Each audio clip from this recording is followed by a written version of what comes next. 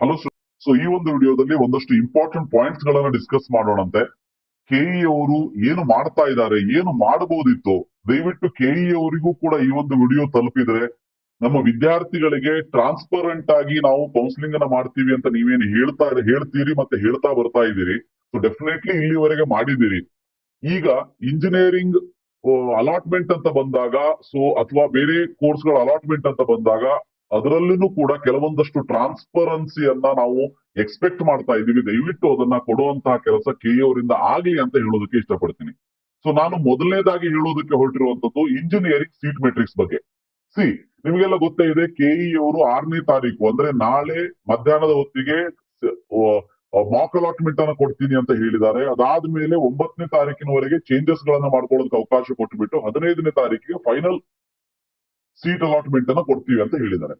Fine, ಅದಕ್ಕೆ ಆ ಒಂದು ಡೇಟ್ಗೆ ತಕ್ಕ ಹಾಗೆ ವಿದ್ಯಾರ್ಥಿಗಳು ಮತ್ತು ಪಾಲಕರು ಕೂಡ ಸರಿಯಾಗಿ ಫಾಲೋ ಮಾಡ್ತಾ ಹೋಗೋಣಂತೆ. ಆದ್ರೆ ನಾನು ಕೇಳ್ತಾ ಇರೋದು ಕೆಇ ಅವರಿಗೆ, ಸೊ ಕೆಇ ಅವರು ಒಂದು ಸೀಟ್ ಮೆಟ್ರಿಕ್ಸ್ ಅನ್ನ ಬಿಡ್ತಾರೆ, ಡ್ರಾಫ್ಟ್ ಸೀಟ್ ಮೆಟ್ರಿಕ್ಸ್ ಅಂತ ಹೇಳಿ 2ನೇ ತಾರೀಕಿಗೆ. ಅದಾದ್ಮೇಲೆ ಮೊನ್ನೆ 30ನೇ ತಾರೀಕಿಗೆ ಇಂಜಿನಿಯರಿಂಗ್ ಸೀಟ್ ಮೆಟ್ರಿಕ್ಸ್ ಅಂತ ಬಿಡ್ತಾರೆ. ಆದರೆ ನಾವು ಕೇಳ್ತಾ ಇರೋದು, ಪ್ರತಿ ವರ್ಷ ಕೊಡೋ ಹಾಗೆ ನಮಗೆ ಡೀಟೇಲ್ ಆದ ಸೀಟ್ ಮೆಟ್ರಿಕ್ಸ್ ಅನ್ನ ಮೊದಲು ರಿಲೀಸ್ ಮಾಡಿ. ಅದು ಮಾಕ್ ಅಲಾಟ್ಮೆಂಟ್ ಗಿಂತ ಮುಂಚೆ ರಿಲೀಸ್ ಮಾಡಿದ್ರೆ ಬಹಳ ಒಳ್ಳೇದು. ಅಟ್ ಲೀಸ್ಟ್ ಮಾಕ್ ಅಲಾಟ್ಮೆಂಟ್ ಆದ್ಮೇಲೆ ಅದು ರಿಲೀಸ್ ಮಾಡಿ. ಯಾಕಂದ್ರೆ ವಿದ್ಯಾರ್ಥಿಗಳಿಗೆ ಮತ್ತು ಪಾಲಕರಿಗೆ ಕರೆಕ್ಟ್ ಆದ ಕಾಲೇಜ್ ಕೋಡ್ಗಳು ಸಿಗ್ತಾ ಇಲ್ಲ. ಯಾವ್ದು ಹೊಸ ಕಾಲೇಜು, ಯಾವ್ದು ಹಳೆ ಕಾಲೇಜು, ಯಾವ ಕಾಲೇಜಲ್ಲಿ ಕೋರ್ಸಸ್ ಗಳು ಆಡ್ ಆಗಿದೆ, ಡಿಲೀಟ್ ಆಗಿದೆ, ಇದರ ಇನ್ಫಾರ್ಮೇಶನ್ ನೀವು ರಿಲೀಸ್ ಮಾಡಿರುವಂತಹ ಸೀಟ್ ಮೆಟ್ರಿಕ್ಸ್ ಅಲ್ಲಿ ಸಿಗ್ತಾ ಇಲ್ಲ. ಮೊದಲನೇದಾಗಿ ಇಲ್ಲಿ ನೋಡ್ಬೋದು. ಸೊ ಈ ಒಂದು ಸೀಟ್ ಮೆಟ್ರಿಕ್ಸ್ ಏನಿದೆ, ಇದು ಸ್ಕ್ಯಾನ್ ಮಾಡಿ ಹಾಕಿರುವಂತದ್ದು. ಇಲ್ಲಿ ನಾವು ಕಾಲೇಜಸ್ ಗಳ ಸೆಲೆಕ್ಟ್ ಮಾಡೋದಕ್ಕೂ ಕೂಡ ಬರೋದಿಲ್ಲ. ಅದು ಅಲ್ಲದೆ ಪ್ರತಿಯೊಂದು ಕಾಲೇಜಲ್ಲೂ ಡಿಸ್ಟ್ರಿಬ್ಯೂಷನ್ ಅನ್ನು ಯಾವ ರೀತಿ ಕೊಟ್ಟಿದ್ದಾರೆ ಇವರು, ಕರೆಕ್ಟ್ ಆಗಿ ನೋಡಿ. ಕ್ಯಾಟಗರಿ 1 ಗೌರ್ಮೆಂಟ್ ಕೆಇಎಸ್ ಸೀಟ್ ಅಂತ ಕೊಡ್ತಾರೆ. ಇದರಲ್ಲಿ PH ಕೆಟಗರಿ ಎಷ್ಟು, ಸ್ಪೆಷಲ್ ಕೆಟಗರಿ ಎಷ್ಟು, HK ಎಷ್ಟು, RK ಅಂದ್ರೆ ರೆಸ್ಟ್ ಆಫ್ ಕರ್ನಾಟಕ ಎಷ್ಟು ಅಂತ ಕೊಡ್ತಾರೆ ಹೊರತು ಆ ರೆಸ್ಟ್ ಆಫ್ ಕರ್ನಾಟಕದಲ್ಲಿ ಬೇರೆ ಬೇರೆ ಕೆಟಗರಿ ಅವರಿಗೆ ಎಷ್ಟು ಸೀಟುಗಳು ಅಲಾಟ್ ಆಗಿದೆ ಅನ್ನೋದ್ರ ಇನ್ಫಾರ್ಮೇಶನ್ ಇಲ್ಲ. ಸಿ, ಲಾಜಿಕಲಿ ಸ್ಪೀಕಿಂಗ್ ವಿದ್ಯಾರ್ಥಿಗಳಿಗೆ ಅದು ಬೇಕು ಅಂತ ಏನಿಲ್ಲ, ಅದು ಇಲ್ಲದೇನು ಆಪ್ಷನ್ ಎಂಟ್ರಿಯನ್ನ ಮಾಡ್ಕೊಳ್ಬಹುದು. ಆದ್ರೆ ಸೀಟ್ ಅಲಾಟ್ಮೆಂಟ್ ಆದ್ಮೇಲೆ ನಮ್ಮ ಕೆಟಗರಿಯಲ್ಲಿ ಇಷ್ಟು ಸೀಟ್ಗಳು ಅಲಾಟ್ ಆಗಿದೆ ಅಥವಾ ಎಷ್ಟು ಪರ್ಸೆಂಟ್ ನಮ್ಮ ಕೆಟಗರಿಗೆ ಅಲಾಟ್ಮೆಂಟ್ ಮಾಡಿದರೆ ಕೆಇ ಅವರು ಅನ್ನೋ ಒಂದು ಟ್ರಾನ್ಸ್ಪರೆನ್ಸಿ ಆದ್ರೂ ವಿದ್ಯಾರ್ಥಿಗಳಿಗೆ ಮತ್ತು ಪಾಲಕರಿಗೆ ಬೇಕಲ್ವಾ. ನೋಡಿ, SC ಕೆಟಗರಿಯಲ್ಲಿ ABC ಅಂತ ಗ್ರೂಪ್ ಮಾಡಿದಿರಿ. ಸೊ ಅದರಲ್ಲಾದ್ರೂ ಎಷ್ಟು ಪರ್ಸೆಂಟ್ ಎಗೆ ಕೊಟ್ಟಿದೀವಿ, ಎಷ್ಟು ಪರ್ಸೆಂಟ್ ಬಿ ಕೊಟ್ಟಿದೀವಿ, ಎಷ್ಟು ಪರ್ಸೆಂಟ್ ಸಿ ಕೊಟ್ಟಿದೀವಿ, ಅದರ ಕ್ಲಾರಿಫಿಕೇಶನ್ ಇಲ್ಲ ಅಂತ ಅಂದ್ರೆ ಸುಮ್ಮನೆ ಸೀಟ್ ಮೆಟ್ರಿಕ್ಸ್ ಒಂದನ್ನ ರಿಲೀಸ್ ಮಾಡ್ಬಿಟ್ಟೆ, ಸೊ ಸೀಟ್ ಅಲಾಟ್ಮೆಂಟ್ ರಿಸಲ್ಟ್ ಅನ್ನ ಕೊಟ್ಟುಬಿಟ್ಟೆ ಅಂದ್ರೆ ಆಗೋದಿಲ್ಲ. ವಿದ್ಯಾರ್ಥಿಗಳಿಗೆ ಕ್ಲಿಯರ್ ಕಟ್ ಆಗಿ ಅಥವಾ ಪಾಲಕರಿಗೆ ಕ್ಲಿಯರ್ ಕಟ್ ಆಗಿ ಟ್ರಾನ್ಸ್ಪರೆಂಟ್ ಆಗಿ ಇದರ ಬಗ್ಗೆ ಇನ್ಫಾರ್ಮೇಶನ್ ಅನ್ನ ನೀಡಬೇಕಾಗ್ತದೆ. ಇದೇ ಕೆಇ ಅವರು ಲಾಸ್ಟ್ ಇಯರ್ ನೀಡಿದ್ದನ್ನ ನಾನು ತೋರಿಸ್ತೀನಿ ನೋಡಿ. ಕೌನ್ಸಿಲಿಂಗ್ ಸ್ಟಾರ್ಟ್ ಆಗೋದಕ್ಕಿಂತ ಮುಂಚೆನೆ ನೀಡಿರುವಂತದ್ದು. ನಾವು ಒಪ್ಕೋತೀನಿ, ಈ ವರ್ಷ ಗೌರ್ಮೆಂಟ್ ಕಡೆಯಿಂದ ಬಹಳ ಲೇಟ್ ಆಗಿ ಬಂದಿದೆ, ಹೌದು. ಈಗ ಬಂದು ಕೂಡ 5 ದಿನ ಆಯ್ತು ಅಲ್ವಾ. 5 ದಿನ ಆದ್ರೂ ಕೂಡ ಕೆಇ ವೆಬ್ಸೈಟ್ ಅಲ್ಲಿ ಈ ಡೀಟೇಲ್ ಸೀಟ್ ಮೆಟ್ರಿಕ್ಸ್ ಇನ್ನೂ ಕೂಡ ಯಾಕೆ ರಿಲೀಸ್ ಆಗಿಲ್ಲ ಅನ್ನೋದು ನನ್ನ ಕ್ವಶನ್. ನೋಡಿ ಇಲ್ಲಿ, ಸೊ ಲಾಸ್ಟ್ ಇಯರ್ ನಿಮಗೆ ರಿಲೀಸ್ ಮಾಡಿರೋದನ್ನ ತೋರಿಸ್ತೀನಿ. ಇದು ಸ್ಪೆಷಲ್ ಕೆಟಗರಿ ಲಾಸ್ಟ್ ಇಯರ್ ಕೊಟ್ಟಿರುವಂತದ್ದು. ನೋಡಿ ಎಷ್ಟು ನೀಟಾಗಿ ಯಾವ ಕಾಲೇಜ್ ಕೋಡ್ ಇದೆ ನೋಡಿ, ಇಲ್ಲಿ ಕಾಲೇಜ್ ಕೋಡ್ ಇದೆ, ಯಾವ ಕಾಲೇಜ್ ಅಂತ ಇದೆ, ಶಾರ್ಟ್ ಫಾರ್ಮಲ್ ಆದ್ರೂ ಇರ್ಲಿ. ಸೊ ಯಾವ್ಯಾವ ಕೋರ್ಸಸ್ ಅಲ್ಲಿ NCC ಎಷ್ಟು ಸೀಟ್ ಕೊಟ್ಟಿದ್ದಾರೆ, PH ಕೆಟಗರಿಗೆ ಎಷ್ಟು ಸೀಟ್ ಕೊಟ್ಟಿದ್ದಾರೆ, ಟೋಟಲ್ ಎಷ್ಟು ಸೀಟ್ ಇದೆ ಅನ್ನೋದು ಕಂಪ್ಲೀಟ್ ಡೀಟೇಲ್ಸ್ ಅನ್ನ ರಿಲೀಸ್ ಮಾಡಿದ್ರು. ಇದು special category.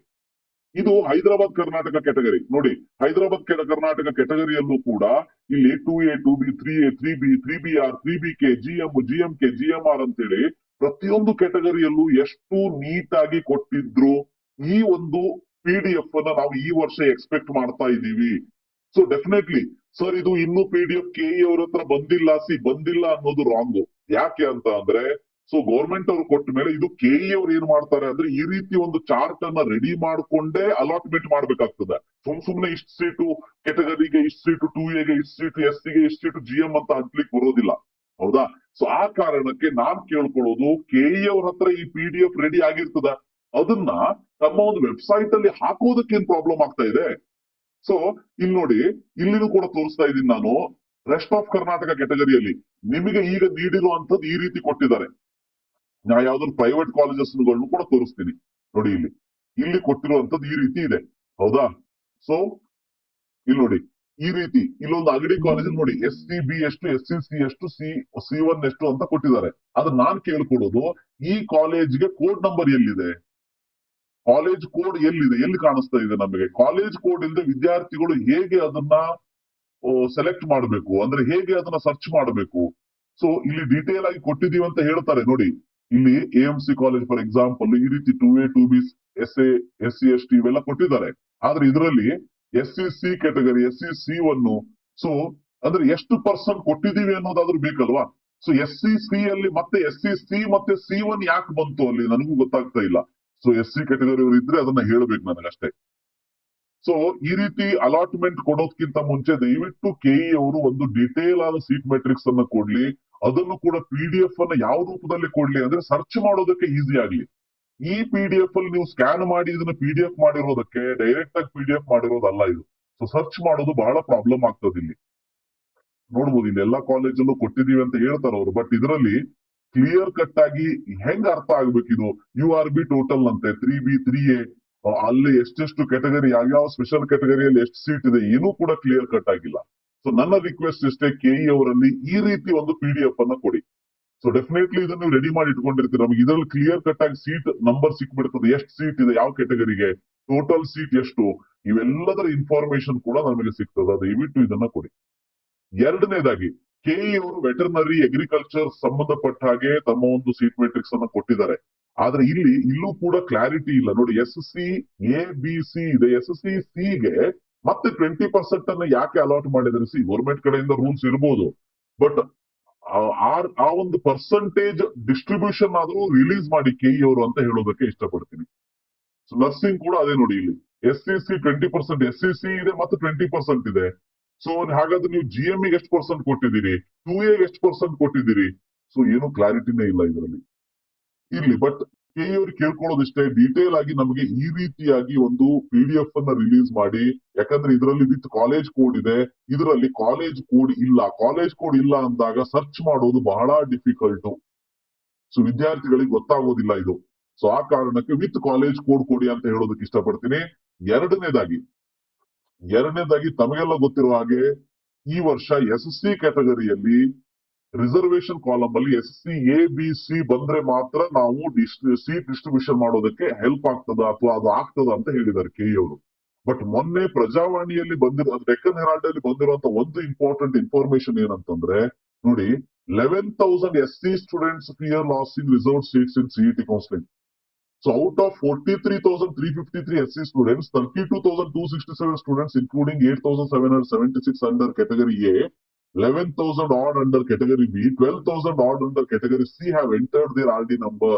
But remaining 11,000 students ಗಳಿಗೆ ಇನ್ನೂ RD number ಇರುವಂತ ಸರ್ಟಿಫಿಕೇಟೇ ಸಿಕ್ಕಿಲ್ಲ, ಅಥವಾ ಸಿಕ್ಕಿದ್ರು ಕೂಡ ಅದನ್ನ KE ವೆಬ್ಸೈಟ್ ಅಲ್ಲಿ ಅವರು ಆಡ್ ಮಾಡಿಲ್ಲ. ಇಲ್ಲಿ ಮೇನ್ ಆಗಿ KE ಅವರ ಕಡೆಯಿಂದ ಏನು ಮಿಸ್ಟೇಕ್ ಆಗ್ಬಿಡ್ತು ಅಂತ ಅಂದ್ರೆ, ಅಪ್ಲಿಕೇಶನ್ ಹಾಕೋ ಟೈಮ್ ಅಲ್ಲಿ ಇದನ್ನ ಮೆಂಡೇಟರಿ ಮಾಡಿರ್ಲೇ ಇಲ್ಲ.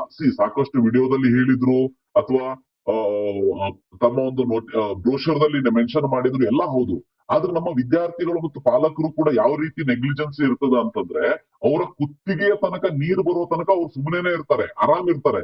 ಯಾವಾಗ ಕುತ್ತಿಗೆವರೆಗೆ ನೀರು ಬರ್ತದ ಅವಾಗ ಅನಿಸ್ತದ ನಮ್ ಜೀವ ಹೋಗ್ಬೋದು ಅಂತ, ಅವಾಗ ಅವ್ರು ಎದ್ದು ಹೊರಗೆ ಬರೋದಕ್ಕೆ ಸ್ಟಾರ್ಟ್ ಮಾಡ್ತಾರೆ. ಅದೇ ರೀತಿ ಇಲ್ಲೂ ಕೂಡ ಆಗಿದೆ. ಸೊ KE ಅವರು ಅಪ್ಲಿಕೇಶನ್ ಹಾಕೋ ಟೈಮ್ ಅಲ್ಲಿ ಸ್ವಲ್ಪ ಲೇಟ್ ಆದ್ರೂ ಪರವಾಗಿರ್ಲಿಲ್ಲ. ಸೊ ಅಂತಹ ಸ್ಟೂಡೆಂಟ್ಸ್ ಗಳಿಗೆ SC ABC ಸರ್ಟಿಫಿಕೇಟ್ ಇಲ್ಲ ಅಂದ್ರೆ ಆ ರಿಸರ್ವೇಶನ್ ಅನ್ನ ಅಲ್ಲಿ ಹಾಕೋದಕ್ಕೇನೆ ಅವಕಾಶ ಕೊಡಬಾರ್ದಾಗಿತ್ತು. ಸೊ SC ಓನ್ಲಿ ಹಳೆ ಏನು SC ಸರ್ಟಿಫಿಕೇಟ್ ಇತ್ತು ಅದನ್ನ ಹಾಕಿದವರಿಗೆ RD ನಂಬರ್ ಎಕ್ಸೆಪ್ಟ್ ಆಗ್ಬಿಡ್ತು. So your name is match ಅಂತ ಬಂದ್ಬಿಡ್ತು, ಅದಕ್ಕಾಗಿ ಅಪ್ಲಿಕೇಶನ್ ಅನ್ನ ಹಾಕ್ಬಿಟ್ರು ಅವರು. ಆದ್ರೆ ನಾನ್ ಹೇಳ್ತಾ ಇರೋದು SC ಕ್ಯಾಟಗರಿಯಲ್ಲಿ ABC ಡಿಸ್ಟ್ರಿಬ್ಯೂಷನ್ ಅಂದ್ರೆ ಆ ಮೆನ್ಷನ್ ಇರ್ಲಿಲ್ಲ ಅಂದ್ರೆ ಅಪ್ಲಿಕೇಶನ್ ಹಾಕೋದಕ್ಕೇನೆ ಅವಕಾಶ ಕೊಡಬಾರ್ದಾಗಿತ್ತು ಆ ಕ್ಯಾಟಗರಿ ಸ್ಟೂಡೆಂಟ್ಸ್ ಗಳಿಗೆ. ಸೊ ಅಂದ್ರೆ ಅಲ್ಲೇ ಸ್ಟಾಪ್ ಆಗ್ಬೇಕಿತ್ತು. ಅವಾಗ ಏನ್ ಮಾಡ್ತಿದ್ರು ವಿದ್ಯಾರ್ಥಿಗಳು, ಇಮಿಡಿಯೇಟ್ ಆಗಿ ತಹಶೀಲ್ದಾರ್ ಆಫೀಸ್ ಕಡೆ ಹೋಗ್ತಿದ್ರು. ಸೊ ಅಪ್ಲಿಕೇಶನ್ ತಮ್ಮ ಒಂದು SC ಸರ್ಟಿಫಿಕೇಟ್ ಮಾಡಿಸ್ಕೊಂಡು ಬಂದ್ಬಿಡ್ತಿದ್ರು. ಈಗೇನಾಗಿದೆ, ಬಹಳಷ್ಟು ಜನ ಸ್ಟೂಡೆಂಟ್ಸ್ ಗಳು ಮಾಡಿಸಿದ್ದಾರೆ, ಬಟ್ ಈ ಕೆಲವೊಂದು ಸ್ಟೂಡೆಂಟ್ಸ್ ಗಳು ಅವರಿಗೆ ಅವಾಗ ಅದರ ಬಗ್ಗೆ ಜ್ಞಾನ ಇರ್ಲಿಲ್ಲ, ಇನ್ಫಾರ್ಮೇಶನ್ ಇರ್ಲಿಲ್ಲ ಅಂತ ಅನ್ಕೊಳ್ಳಂತೆ. KE ಅವರು ಸಾಕಷ್ಟು ಬಾರಿ ಹೇಳಿದ್ದಾರೆ, ಆದ್ರೂ ಕೂಡ KE ಅವರ ವಿಡಿಯೋಸ್ ಗಳನ್ನಾಗ್ಲಿ ಅಥವಾ ಮೆಸೇಜಸ್ ಗಳನ್ನಾಗ್ಲಿ ನೋಡೋದಕ್ಕೆ ಅವರಿಗೆ ಬರೋದಿಲ್ಲ ಅಂತ ಅನ್ಕೊಳ್ಳಂತೆ.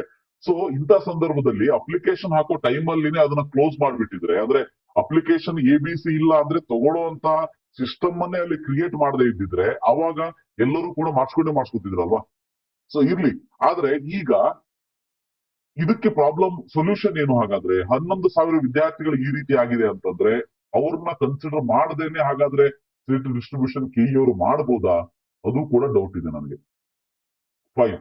ಇದರ ಜೊತೆಗೆ ನಿನ್ನೆಯವರೆಗೆ ಅಂದ್ರೆ ಇವತ್ತಿನವರೆಗೆ ಯಾರ್ಯಾರು ಸಿಬಿಎಸ್ಇ ಅಲ್ಲಿ ಮಾರ್ಕ್ಸ್ ಜಾಸ್ತಿ ಆಗಿದೆ ಅಥವಾ ಕಡಿಮೆ ಆಗಿದೆ ಅವರಿಗೆ ಮಾರ್ಕ್ಸ್ ಕಾರ್ಡ್ ಅನ್ನು ಹಾಕೋದಕ್ಕೆ ಅವಕಾಶ ಕೊಟ್ಟಿದೀವಿ ಅಂತ ಹೇಳಿದ್ದಾರೆ.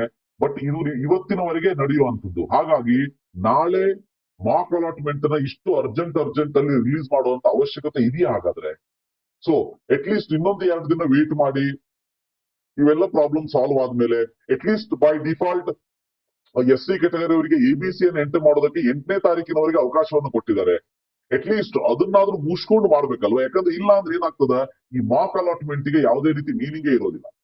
ಮಾಕ್ ಅಲಾಟ್ಮೆಂಟ್ ಅಲ್ಲಿ ನಿಮಗೆ ಯಾವುದೇ ರೀತಿಯ ಕರೆಕ್ಟ್ ಆದ ಇನ್ಫಾರ್ಮೇಶನ್ ಸಿಗೋದಿಲ್ಲ, ರೈಟ್? ಯಾಕಂದ್ರೆ ಬಹಳಷ್ಟು ಜನ ವಿದ್ಯಾರ್ಥಿಗಳು ಇದರಿಂದ ಆಲ್ರೆಡಿ ಹೊರಗಿರ್ತಾರೆ. ಸೊ ಆ ಕಾರಣಕ್ಕೆ ಮಾಕ್ ಅಲಾಟ್ಮೆಂಟ್ ಗೆ ಮೀನಿಂಗೇ ಬರೋದಿಲ್ಲ. ಸೊ ಕೆಇ ಅವ್ರಿಗೆ ರಿಕ್ವೆಸ್ಟ್ ಇಷ್ಟೇ, ಮೊದಲನೇದಾಗಿ ದಯವಿಟ್ಟು ಡೀಟೇಲ್ ಆಗಿ ತಮ್ಮ ಒಂದು ಸೀಟ್ ಮೆಟ್ರಿಕ್ಸ್ ಅನ್ನ ಇಂಜಿನಿಯರಿಂಗ್ ಸಂಬಂಧಪಟ್ಟ ಹಾಗೆ ಈ ರೀತಿ ಇಷ್ಟು ವರ್ಷ ಏನು ಕೊಡ್ತಿದ್ರು ಆ ರೀತಿ ಕೊಡಿ. ಸೊ ದಟ್ ವಿದ್ಯಾರ್ಥಿಗಳಿಗೆ ವಿತ್ ಕೋಡ್ ನಂಬರ್ ಕೊಟ್ರೆ ಹೆಲ್ಪ್ ಆಗ್ತದೆ. ಎರಡನೇದಾಗಿ ಇದೇನು ಡಿಸ್ಟ್ರಿಬ್ಯೂಷನ್ ಇದೆ SC ABC ಆದ್ಮೇಲೆ ಮತ್ತೆ SCC ಕೆಟಗರಿಯಲ್ಲಿ 20% ಅಂತ ಏನು ಮೆನ್ಷನ್ ಮಾಡಿದ್ದಾರೆ ನರ್ಸಿಂಗ್ ಅಲ್ಲಾಗ್ಲಿ ಅಥವಾ ವೆಟರ್ನರಿ ಅಲ್ಲಾಗ್ಲಿ. ಸೊ ಇದು ಏನಿದು ಮೀನಿಂಗ್ ಅನ್ನೋದಾದ್ರೆ ವಿದ್ಯಾರ್ಥಿಗಳಿಗೆ ಅಟ್ ಲೀಸ್ಟ್ ಆ ಕೆಟಗರಿ ಅವರಿಗಾದ್ರೂ ಗೊತ್ತಾಗ್ಬೇಕಲ್ವಾ. ಸೊ ಮೂರನೇದಾಗಿ 11,000 ವಿದ್ಯಾರ್ಥಿಗಳು ಹೊರಗಿದ್ದಾರೆ ಅಂತ ಹೇಳ್ತಾ ಇದ್ದಾರೆ. ಸೊ ಫೈನ್, ಇದು ಅವರ ಒಂದು ಹೆಡ್ಡೇಕ್, ಅದು ನಾನು ಮಾತಾಡೋದಿಲ್ಲ. ಆದ್ರೆ ಇಂತಹ ವಿದ್ಯಾರ್ಥಿಗಳು ಆಮೇಲೆ ಬಂದ್ರು ಅಂದ್ರೆ ಎಂಟ್ರಿ ಹೊಡೆದ್ರು ಅಂತ ಅಂದ್ರೆ, ಸೊ ಆಲ್ರೆಡಿ ಸೀಟ್ ಅಲಾಟ್ಮೆಂಟ್ ಆಗ್ಬಿಟ್ಟ ಮೇಲೆ ಇವು ವಿದ್ಯಾರ್ಥಿಗಳು ಬಂದ್ರು ಅಂತ ಅಂದ್ರೆ ಅವ್ರಿಗೆ ಏನ್ ಕತೆ ಅದು ಕೂಡ ಗೊತ್ತಿಲ್ಲ. ಸೊ ಅದರ ಜೊತೆಗೆ ಕೊನೆಯದಾಗಿ ಈ ವಿದ್ಯಾರ್ಥಿಗಳು ಏನು CBSE ಅಥವಾ ICSE ಜಾಸ್ತಿ ಮಾರ್ಕ್ಸ್ ಬಂದ್ರೆ ಅಥವಾ ಕಡಿಮೆ ಬಂದ್ರೆ 6ನೇ ತಾರೀಕಿನವ್ರಿಗೆ ಬರೋದಕ್ಕೆ ಅವಕಾಶ ಕೊಟ್ಟಿದ್ದಾರೆ. ಸೊ ಅವರು ಬಂದು ಅದನ್ನ ಸಬ್ಮಿಟ್ ಮಾಡಿದ ಮೇಲೆ ಅವರಿಗೆ ಸ್ಪಾಟ್ ರ್ಯಾಂಕ್ ಕೊಟ್ಟು ಆ ಸ್ಪಾಟ್ ರ್ಯಾಂಕ್ ಅನ್ನ ಮಾಕ್ ಅಲಾಟ್ಮೆಂಟ್ ಅಲ್ಲಿ ಕನ್ಸಿಡರ್ ಮಾಡ್ತಾರ? ಸೊ ಅದನ್ನ ಮಾಡ್ಲಿಲ್ಲ ಅಂದ್ರೆ ಅದರಲ್ಲಿ ಏನಾದ್ರೂ ಹೆಚ್ಚು ಕಡಿಮೆ ಆದವರು ಅಂದ್ರೆ ರ್ಯಾಂಕ್ ಜಾಸ್ತಿ ಕಡಿಮೆ ಆದವರಿಗೆ ಸೊ ಅವ್ರನ್ನ ಬಿಟ್ಟು ಏನು ಮಾಕ್ ಅಲಾಟ್ಮೆಂಟ್ ಮಾಡ್ತಾರ? ಅದು ಕ್ಲಾರಿಟಿ ಇಲ್ಲ. ಸೊ ಒಟ್ನಲ್ಲಿ ನಾಳೆ ನಿಮಗೆ ಮಾಕ್ ಅಲಾಟ್ಮೆಂಟ್ ರಿಸಲ್ಟ್ ಬರಬಹುದು, ವೇಟ್ ಮಾಡಿ. ಮಾಕ್ ಅಲಾಟ್ಮೆಂಟ್ ರಿಸಲ್ಟ್ ಬಂದ ಮೇಲೆ ಸೊ ಏನಾದ್ರು ಚೇಂಜಸ್ ಗಳನ್ನ ಮಾಡ್ಕೊಳ್ಳೋದಿದ್ರೆ 9ನೇ ತಾರೀಕಿನವರೆಗೆ ಅವಕಾಶ ಕೊಟ್ಟಿದ್ದಾರೆ, ಬೆಳಗ್ಗೆ 10 ಗಂಟೆವರೆಗೆ. ಸೊ ಅಷ್ಟರೊಳಗೆ ಚೇಂಜಸ್ ಅನ್ನು ಮಾಡಿಕೊಂಡು ನಿಮ್ಮ ಆಪ್ಷನ್ ಎಂಟ್ರಿಯನ್ನ ಫೈನಲ್ ಮಾಡ್ಕೊಳ್ಬಹುದು. ಸೊ ಇದಿಷ್ಟು ಇನ್ಫಾರ್ಮೇಶನ್